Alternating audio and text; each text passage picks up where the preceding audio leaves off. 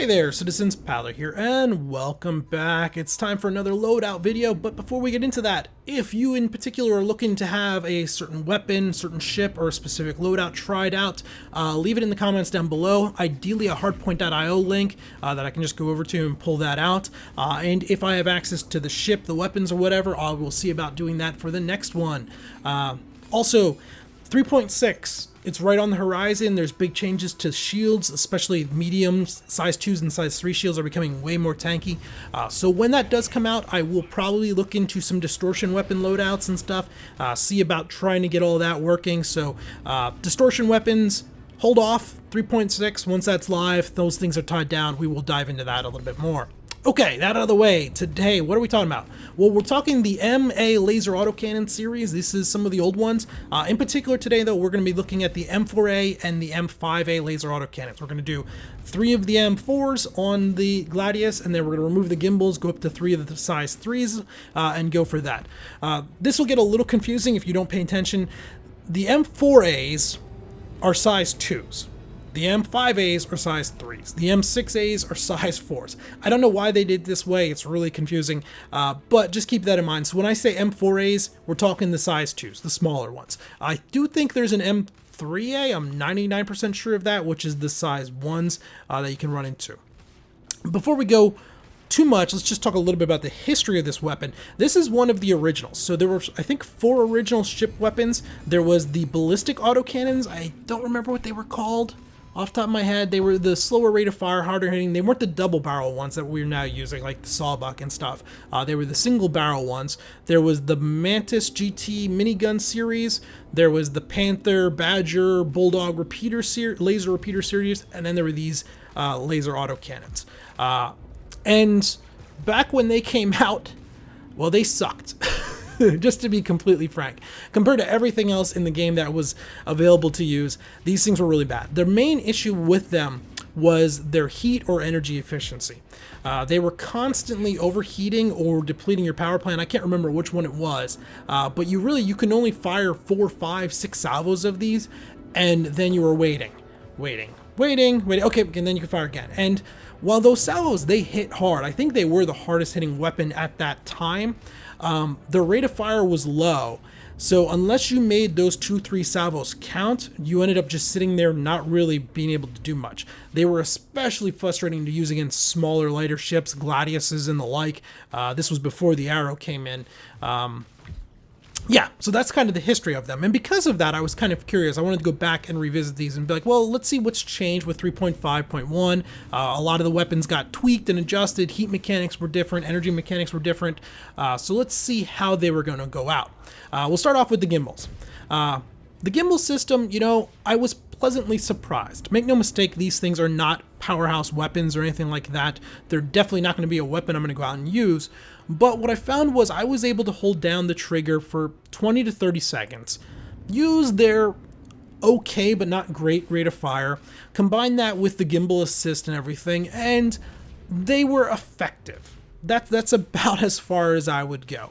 Yeah, I could definitely get through Arena Commander. You could take these out in the Persistent Universe, and they're going to do okay for you. Their burst damage feels like it was nerfed. I'm going to speculate here and assume their numbers weren't changed at all. What had happened, though, is ships have become more tanky because their shields have been improved overall. So whereas before you would get 2-3 salvos and that would wreck a ship, now 2-3 salvos are just kind of sort of lowering their shields, starting to tickle their hull a little bit. So it does take 6-8 good salvos in order to take out something like a Buccaneer or whatever, for the most part. If you go after something like a Cutlass or whatever, it's a little less, you can hit more efficiently, so it's still around that same point. Once you get up to the bigger ships, you're definitely starting to feel that burn. But the numbers probably haven't changed in terms of the damage of the guns, but yeah.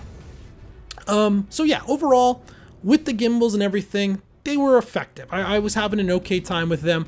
Certainly not the type of weapon I would lean towards, but if I had a ship that by default had them on, before, it was a definitely no-go. I was not going to be trying to use those weapons. Like the original 300i came with these.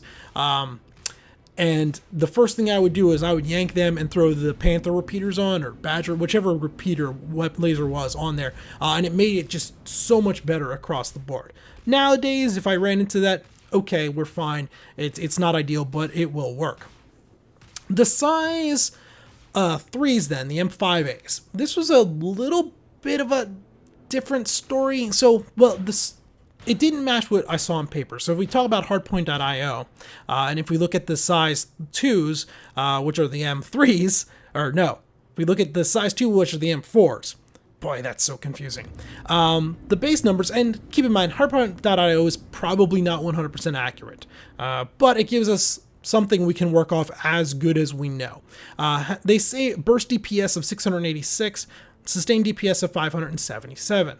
If we then look over at the size 5 or size 3s, the M5As, they say a burst DPS of 1034, sustained DPS of 919. So not quite double, like a 43% gain is what they're saying in terms of your burst DPS and your sustained DPS.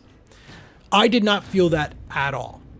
If anything, I felt like going over from the gimbals to the higher ones, I felt like I lost probably 15% of my DPS.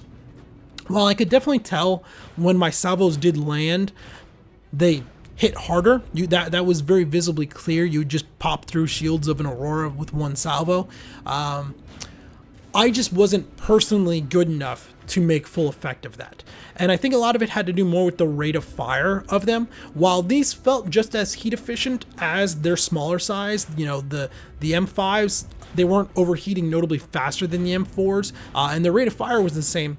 If I look at that compared to, say, the Sawbucks or the Badger repeaters, whatever, when you're chasing down a fighter and they go to do that like 180 turn and they start to accelerate off the other way, you have that 2-3 second window before they accelerate away, where they've kind of stalled out, and you know their reverse thrust is so much, and then their forward thrust, and you can kind of make the most of that with a higher rate of fire weapon.